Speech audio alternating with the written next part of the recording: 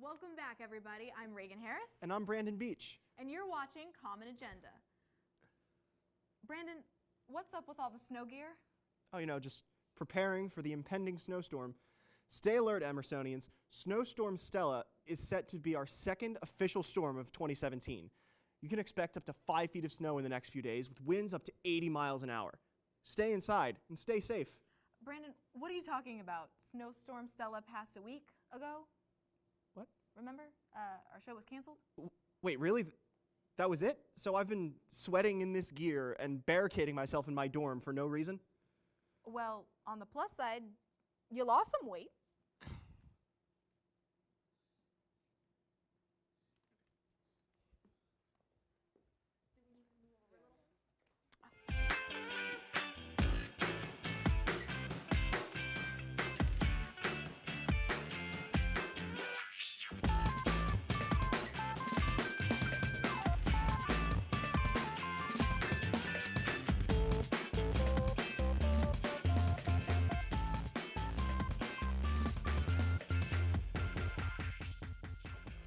Welcome back to Common Agenda. From Women's Day to Emerson's Crime Log, here are the top stories of this week. On March 8th, women across the world participated in a Day Without Women in an effort to show the impact that women have on our socioeconomic system. The day was empowering for women across the nation and showed that while we have made progress, there's still a long way to go in the fight against discrimination, lower wages, and job insecurity. Everyone joined hands, sang Kumbaya, and rejoiced in the importance of powerful women across the globe. Do you actually believe me? Well, while the Day Without Women was powerful, not everyone agreed that it was necessary because this is America. We can't even agree on The Bachelorette, so why would we agree on this? In a Fox News article, writer Suzanne Vanker cited a study as saying women have gained more freedom, more education, and more power. They've become less happy, end quote. Well, I'm sorry, Susan, but I have to disagree. First of all, Hillary Clinton lost power, and the first thing she did was wander into the woods. People don't wander into the woods because they're happy they lost an election to an orange peel. Second, quoting Emma Watson's Belle from Beauty and the Beast, can anyone be happy if they are not free? The answer is they can't. People are miserable when they are not free, and we have horrifying history to prove this. It's important to respect everyone's opinion and try to hear what everyone has to say. Sorry, Suzanne, but your opinion makes zero sense. The Day Without Women was important, and I would say we would all be happier if women had more power. In Emerson-specific news, WECB's Emerson Underground radio station recently hosted an event called Anson Airways, which brought together student musicians to mingle, jam, and play live on the radio. The goal was to foster a community of musicians on campus, which is great because, seriously, where are you guys? I know we're a city campus and everything, but there is one aspect of college experience that I feel like I'm not getting. Artsy guitar players on the quad. I feel like each one of us has a small desire deep down to walk past someone singing an acoustic rendition of Iris by the Go-Go Dolls on their way to class. All jokes aside, it's wonderful to see our campus music community grow and come together. And if you're interested, you can look forward to WECB's next event, Keys to Tickling the Ivories, hosted by none other than Keytar Bear himself. Do you guys like pie? Every year on March 14th, nerds everywhere celebrate what can barely be called a holiday, Pie Day. If you still haven't figured out the connection, that's all right. It just means Emerson is the right school for you. Local pizzeria Blaze Pizza took part in the festivities by selling pies at just $3.14 each. Not that I got a chance to try one for myself. The line was out the frickin' door. I know we're all starving artists, but come on, guys, have a little dignity. I'm not too salty. I can assume that with a name like Blaze, they'll have a $4.20 special. Just not sure I can spare that extra dollar. Speaking of which, here's a fun fact about pie. It goes on forever, just like the zeros on my tuition bill. Emerson's in the courts now. No, I'm not talking about the basketball court and Water Lodge gym. I'm talking about the Massachusetts Supreme Court. Emerson alumni Ellie Cipher, class of 1980, has just been nominated to serve as an associate judge for the Supreme Judicial Court of Massachusetts after graduating with a law degree from Suffolk University Law School.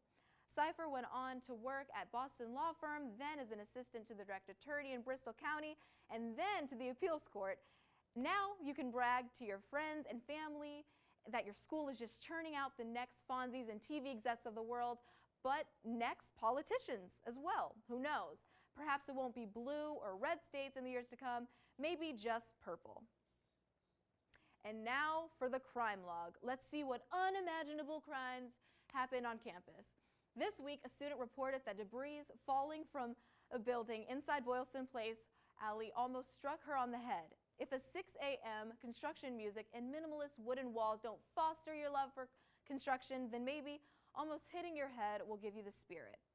This week was busy for OHRL, who confiscated drugs and marijuana paraphernalia during room safety inspections. Oh, and apparently OHRL found an axe in Colonial Suite. I guess those Emersonians are ready for that zombie apocalypse or yet another stabbing right on Boylston. But let's get into the real serious stuff. Most recently, a scandal at the Colonial Theater. This week, an ECPD officer on patrol found a dorm to Emerson's Colonial Theater open. The officer searched the theater, found nothing out of the ordinary, and locked the door before leaving. Wow. I know nothing was out of the ordinary, but guys, this has to be a school-wide investigation. Hashtag Colonial Theater 2K17. Now that you're all caught up on this week's Emersonian news, when we come back in studio, correspondent Brandon Beach will supply you with all the tips and tricks for surviving a New England snowstorm in this week's Top 5.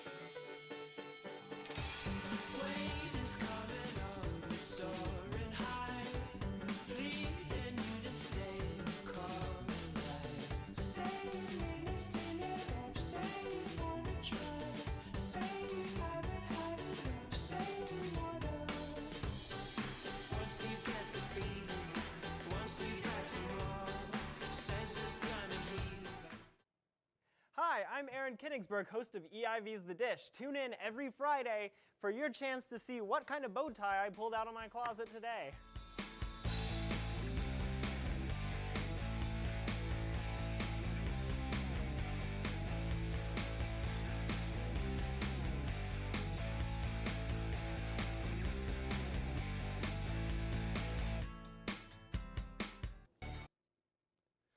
Welcome back. I'm in-studio correspondent Brandon Beach. With winter winding up again in the Northeast, Emerson students that don't hail from Boston may be unfamiliar with the crazy New England weather patterns, or lack thereof. Here are the best methods of surviving a blizzard in this week's Top 5. Number 5, Netflix and chill. With freezing weather and biting winds, you can take a breather on your snow day by Netflix and chilling. Literally. It's way too cold to walk anywhere, so why not cuddle up with your oh-so-perfect self and watch 13 Going on 30 for your 13th time this month. Ditch the old-school snowball fights and bring your snow days into the 21st century with a little 30, flirty, and thriving Jennifer Gardner. Number 4, stock up on groceries. Before that blizzard hits, make sure you won't starve to death. Head over to your favorite hipster, non-GMO, gluten-free grocery store and pick up some $10 Cheez-It knockoffs. Nobody wants to survive on sink water and breath mints, or even worse, DH food. A word of advice, though. Don't wait until the last minute. The day before a blizzard may as well be Black Friday. If you don't want to get into a fist fight with some old lady over a mini bag of powdered donuts, try to stockpile a few days before the snowstorm. I know, as Emerson students, we're all terrified of thinking about the future, but this is one thing you don't want to put off until the last minute. Seriously, that old lady must have been Ronda Rousey's grandma or something. Number 3, empty out your space bags. Your closet is lighter, your boots are away, those #higher lion sunglasses are out and polished. Spring is here. After weeks of wondering why spring semester is called spring semester, when it's just 3 dismal months of slush and then 1 sun shower on move-out day as you go to war with that laundry cart of belongings, you finally see a burst of spring. Or not. Kids, time to pull out those neatly zipped up space bags filled with winter clothes that secretly made you feel a little bit like an astronaut you could never be. Start unpacking. Winter is still here. Pull out that first scarf and use it to wipe away your tears, and then pull out the boots. No, you can't wear your Galaxy Vans when there's 10 feet of snow. Not because they aren't waterproof, but because they're ugly. Buckle up, kids. From LA and anywhere else with a consistent climate, winter is coming. Again. Number 2, cancel all your Saturday plans. And while we waste our day by doing nothing in this apocalyptic blizzard, we may as well remember to get out that planner and clear our weekend plans, because we not only have 1 makeup class day, but 2. That's right, folks. We better turn up a little less Friday night and cancel Saturday morning Zumba, because we're going to school on a Saturday. Twice. Thank you, Emerson. Don't we all just love getting an education at 8 a.m. on a Saturday? We definitely have a bright future ahead of us. And finally, the number 1 way to prepare for a snowstorm? Just frolic in the common. Okay, I digress. Surviving a snowstorm isn't all that bad. We may have to endure the grocery mad dash, and sure, we may need to cancel some weekend plans, but consider the following. We live on a campus across from a park, surrounded by other campuses full of students who have equal amounts of cabin fever and are just looking for a way to beat the winter blues. That's why my number 1 way to survive a blizzard is to go and frolic in the common. If you can't beat the snow, at least you can go out and allow yourself to be covered in it. Build a snowman, make snow angels, and my favorite, show up to a meticulously pre-planned snowball fight that ends up being just a few kids throwing cold white powder at each other. Good luck, Emersonians. Now that you know the top 5 ways to survive a Boston blizzard, thank you so much for joining me on this week's Top 5. Here's segment correspondent Jacob Nakshian celebrating St. Patrick's Day with this week's Emersonian Buzz. Okay, so it's like St. Patrick's Day or whatnot, and like also National Corned Beef and Cabbage Day. How you just pick one, but whatever. We're gonna ask some people some questions, because I'm in the mood, and we're gonna see if they are. What's your name? Rebecca. No, it's a cabbage. Why would this be I don't know if these are letters or a series of symbols. What's this for? It's St. Patrick's Day. Cool. You know how many pints of Guinness that are consumed worldwide? Is it 3? Is it 3 or is it 13 million? 13 million. Ding, ding, ding. We must have a mathematician. What is the name of the Lucky Charms leprechaun? Lucky. Wow, I guess that was a lucky guess. It's right. You want a cabbage or what? I'm more of a purple cabbage kind of gal. Is that a thing or is that a euphemism? Ready? True or false? The first St. Patrick's Day parade was held in Ireland. It was wrong. That's wrong. Actually, no, you were right. It was held in Boston. Yeah. You guys ever seen The Matrix? True or false? Shamrocks are 4-leaf clovers. False. That's actually true. I didn't even know that. Am I Irish? No. I'm going, yeah. Half. Are you half Irish? I think I'm a little bit. I think I'm like a 60. True or false? St. Patrick was he like the best Irish person ever? Speaking to the cabbage, you know. False. He's from Britain. He's Britain. You just got cabbaged. Are you from Ireland or were you born in Ireland? I was born in Ireland. How long did you live in Ireland? Never. So what are the colors of Ireland's flag? Because if you know so much about St. Patrick's Day. Orange, green, and white. Orange, green, and white, she says. Let's look at the board. That's right.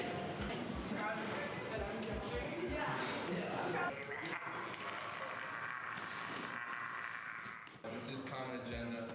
Happy St. Patrick's Day. Thanks for watching. Welcome back. Did you know that Emerson College has a political communications major? It's true.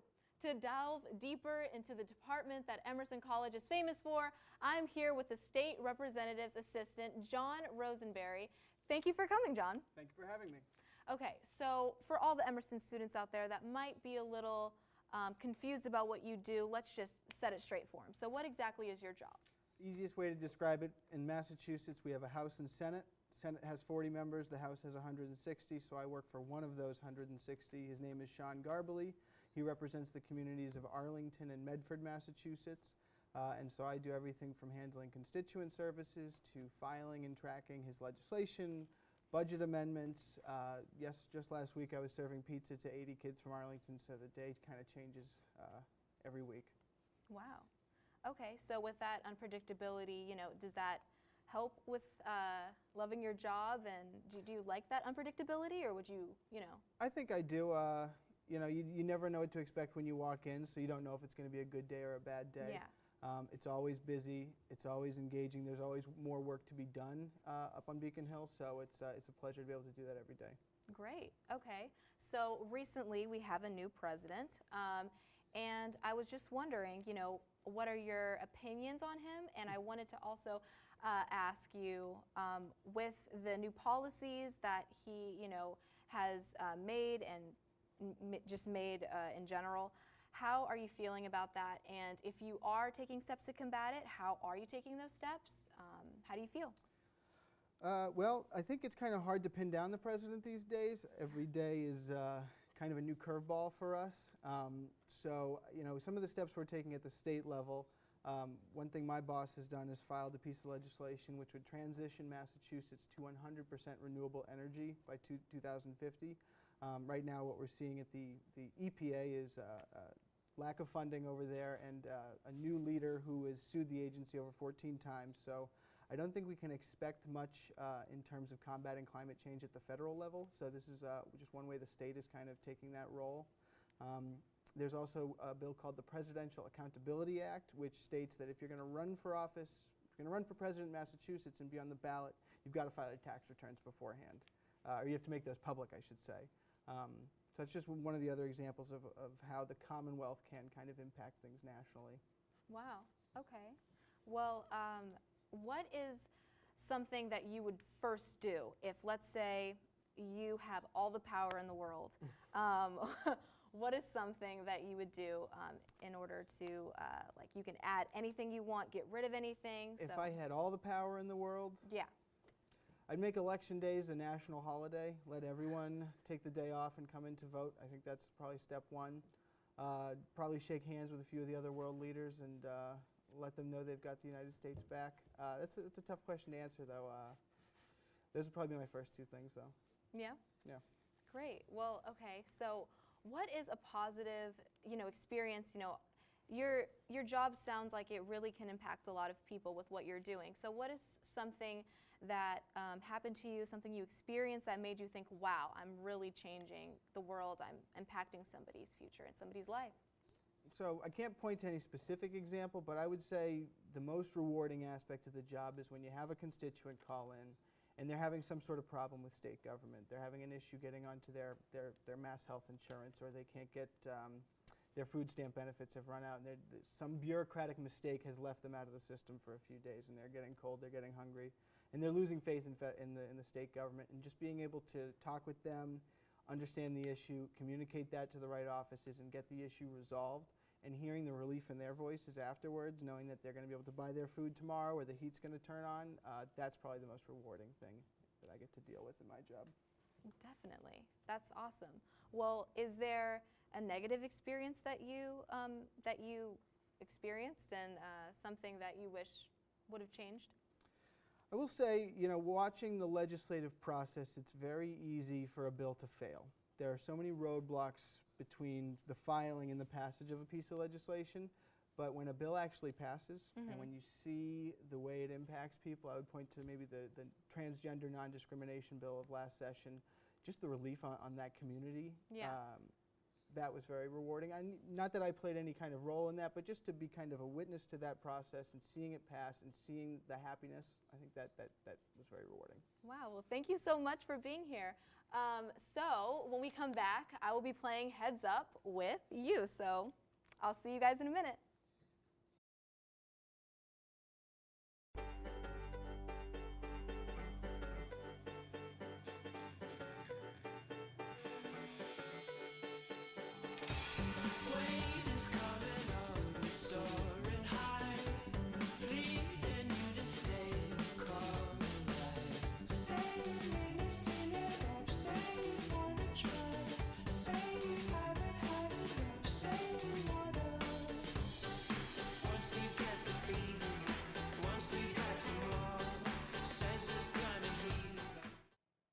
Hi, I'm Aaron Kinigsberg, host of EIV's The Dish. Tune in every Friday for your chance to see what kind of bow tie I pulled out of my closet today.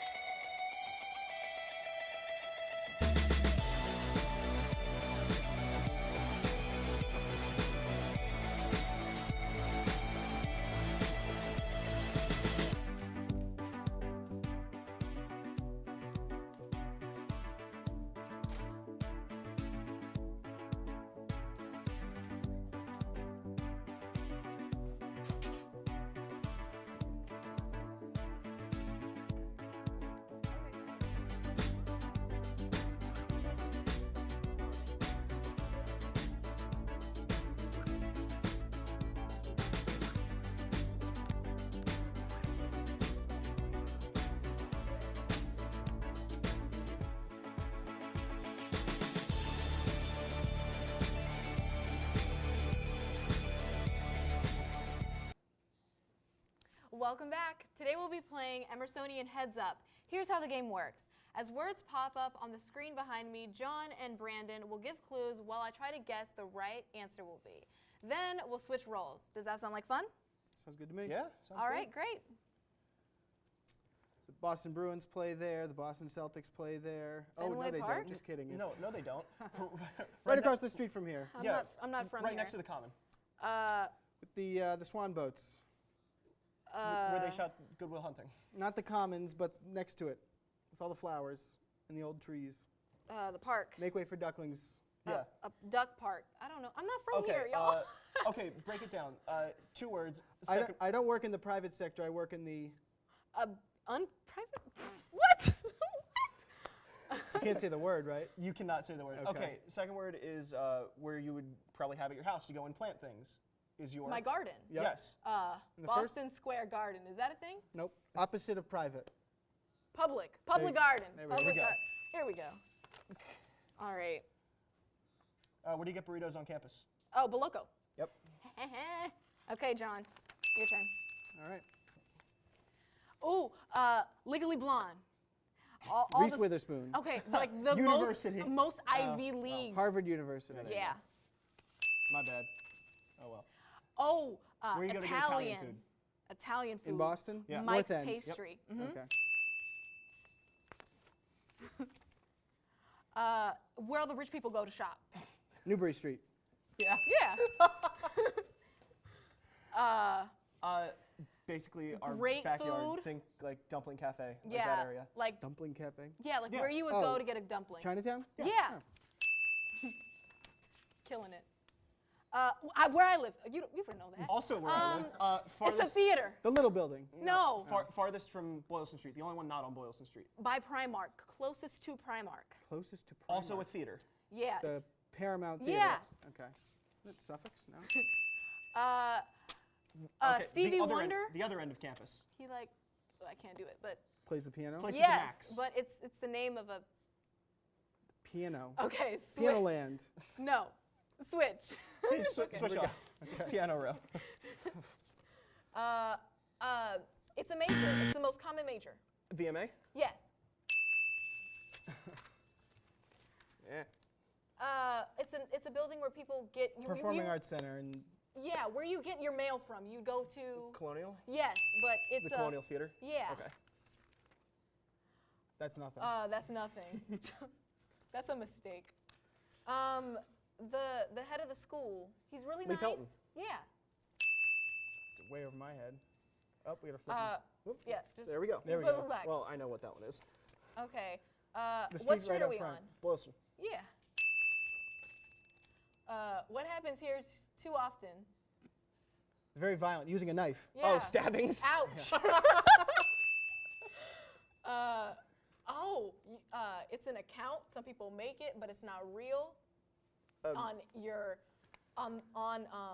Think like a cracker, but Oh, what's that popular photo app? Graham, ends in Graham. Oh, Finsta? There we go. yeah. Okay.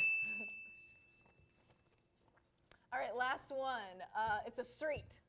Tremont. Correct. Well, that's all the time we have for this episode of Common Agenda.